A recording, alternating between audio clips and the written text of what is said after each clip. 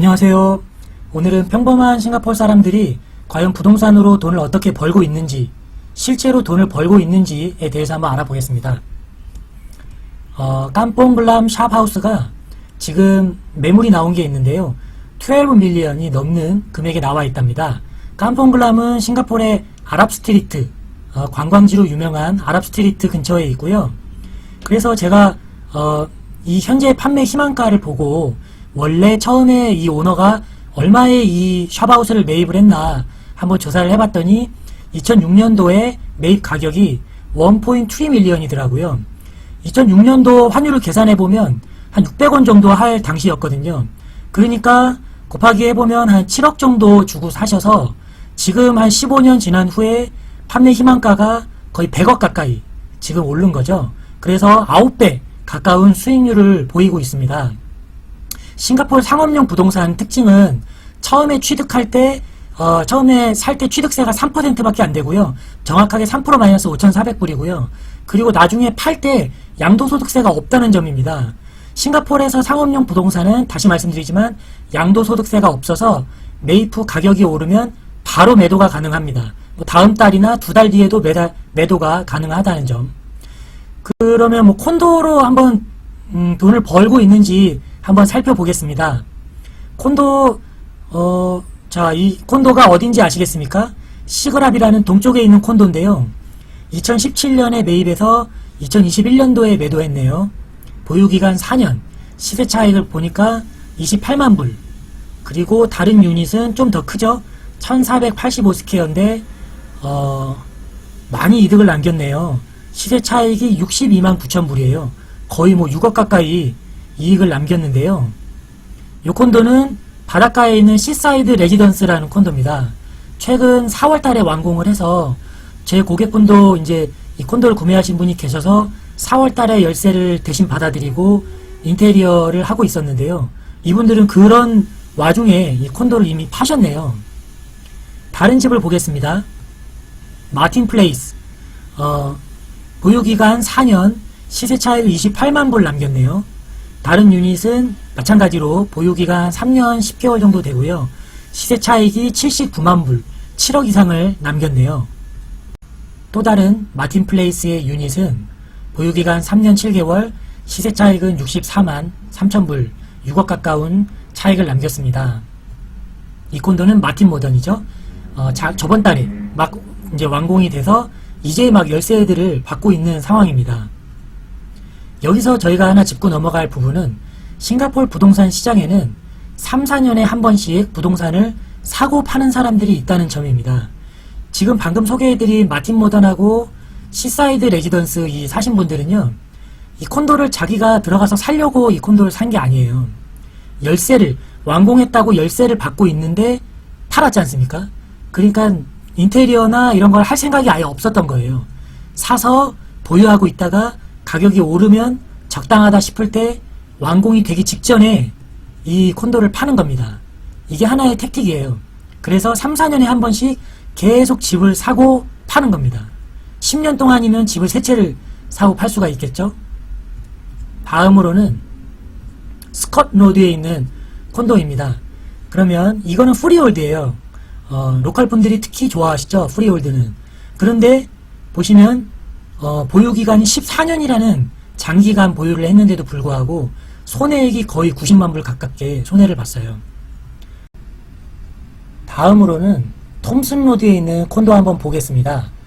노비나 리전시라는 콘도인데요. 마찬가지로 프리홀드고 보유기간 7년이지만 손해액은 46만 8천 불입니다. 위에 스콧 하이파크하고 노비나 리전시의 공통점이 뭔지 아세요? 그것은 바로 둘 다 역세권에 있다는 겁니다. 스콧 하이파크는 뉴튼역까지 걸어서 5분 거리고요. 노비나 리전시는 걸어서 노비나역까지 5분 거리입니다. 그런데 역세권이고 프리홀드인데 왜 안 됐을까요? 다음으로는 스티븐스 로드에 있는 오렌지 그루브. 오렌지 그루브는 9년 갖고 있었는데 180만 불 손해를 봤고요. 그리고 오차드 한복판에 있는 세인트 레지스 레지던스는 14년이나 보유를 했음에도 불구하고 200만 불 가까운 막심한 손해를 보았네요. 여기서 저희가 얻을 수 있는 포인트는 프리홀드가 99년 부동산보다 무조건 좋은 점은 아니라는 겁니다. 다음으로는 오래 보유하고 있다고 해서 가격이 무조건 오르는 건 아니라는 겁니다. 자, 그러면 싱가포르의 지역 권역을 나누는 그런 용어를 한번 살펴보고 넘어가겠습니다. 첫 번째로는 코어 센트럴 리전이라고 있습니다. CCR이라고 줄여서 부르는데요. 중심 지역을 얘기합니다. 오차드, 뉴튼, 노비나, 이렇게 시티, 센토사, 부키티마 일대를 얘기하고요. 그리고 RCR은 Rest of Central Region이고요. 센트럴의 바깥 지역에 있는 센트럴이다 라고 해서 RCR이라고 부르고요. 그 외곽 Outside Central Region은 OCR이라고 부릅니다. 여기 경계에 좀 재밌는 게 있는데요. 부키티마 여기가 어딘지 아십니까? 여기가 한국학교 있는 근처예요. 그 여기 경계에 있는 콘도가 어떤 건지 아십니까? 바로 테사리나, 그리고 그 옆에 조금 골목 올라가면 있는 윌비 레지던스가 바로 경계선입니다. 그래서 테사리나하고 윌비는 CCR이고요. 그 다음부터 넥서스, 캐스케디아, 플로리디아는 RCR이 되는 거죠. 차원이 다릅니다. 여기 CCR이에요. 그리고 동쪽으로 가서 또 재밌는 게 까똥, 여기 마린 퍼레이드 지역은 RCR입니다. 그런데 여기 바로 나가면 있는 텔러쿠라우라는 지역 있죠? 깸방간 MRT 지역 가는, 거기는 OCR입니다. 외곽이에요. 그런 차이가 있다는 점 알아두시면 재미로 말씀드렸습니다.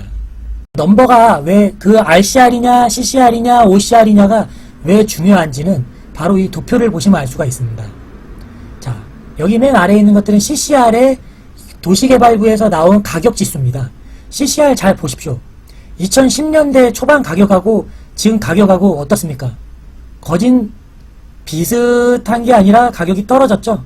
지금 고전을 면치 못하고 있습니다. CCR 지역은 고전을 못하고 있는 추세고요. 그 다음에 RCR 지역, RCR 지역은 보시면 어떻습니까? 와, 무슨 로켓입니까? 쫙 올라갔죠.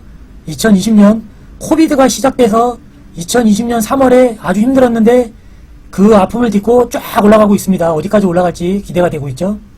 그리고 다음 지역이 OCR 지역. OCR 지역은 워낙에 옛날에 가격이 많이 떨어져 있던 지역이라서 여기 가격이 많이 올랐었는데 지금 보시면 더 올랐습니다. 제 친구도 여기 집을 갖고 있는데 지금 집을 팔려고 내놨는데 아주 기쁨의 환호성을 부르고 있죠. 거의 2배 가까운 가격이 올랐습니다. 그런데 여기서 저희가 배울 수 있는 점은 포인트 3. 지금은 RCR, OCR 시대라는 겁니다. 지금은 왜 CCR이 잘 안 될까요? CCR은 기본적으로 가격이 비쌉니다. 오차드 중심부, 방 2개짜리 3밀리언, 4밀리언 이렇게 시작하죠. 방 3개짜리 웬만큼 살려고 그러면 5밀리언부터 시작해서 6, 7밀리언 아주 우습게 올라가는데요.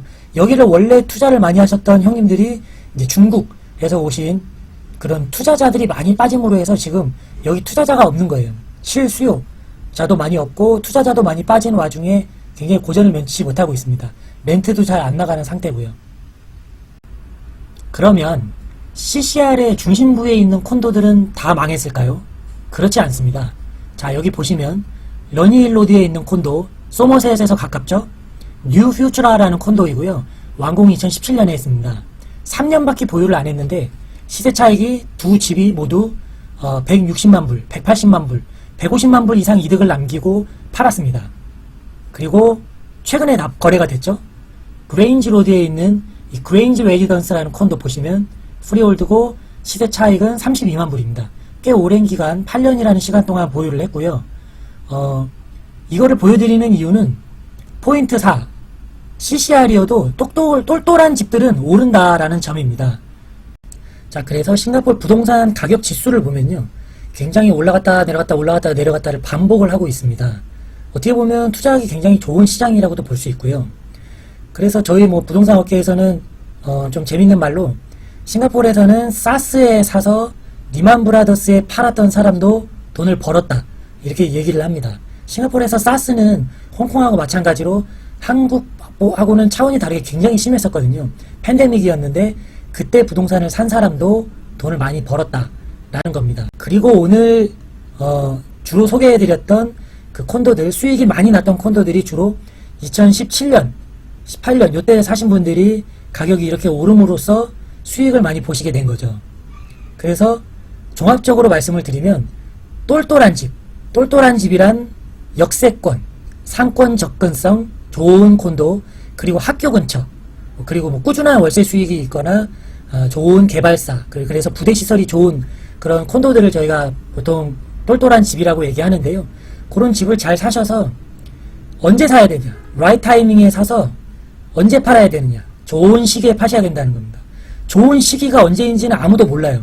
근데 대략적인 흐름을 보면 감을 잡을 수 있죠. 그래서 대략적인 시기가 올 때까지는 어떻게 해야 됩니까? 버텨야 됩니다. 홀딩 파워가 있어야지만 좋은 가격에 파실 수가 있습니다. 오늘 이 주제를 정할 때 참고했던 내용이 싱가포르에서는 부동산으로 돈 벌기 어렵다고 생각하시는 분들 계세요. 싱가포르에서 부동산은 2005년도, 2009년도 글로벌 경제 위기나 아니면 2011년도 요때쯤 부동산을 사신 분들만 돈을 벌었다고 생각하시는 분들이 계시는데 실제로는 그렇지 않다는 점, 최근에 부동산을 매입하신 분들도 2017년, 18년에 매입하신 분들도 꽤 큰 돈을 벌었다는 점을 알려드리려고 했고요. 앞으로도 특별한 규제가 없는 한은 이런 돈 버는 사람들은 계속 있을 것이다. 단 ABSD 같은 세금을 생각하면 싱가포르에서 부동산으로 돈을 벌려면 일단은 영주권 이상은 신분적인 그런 장점은 있어야 돈을 벌 수 있을 것 같다는 점 참고로 말씀드리겠습니다. 마지막으로 말씀드리고 싶은 부분은 금리 인상이 예상이 되고 있고요. 연말쯤에. 그리고 팬데믹이 아직 안 끝났다는 점. 팬데믹이 끝나고 어떤 경제적 영향을 미칠지 우리는 아직 경험하지 못했다는 점.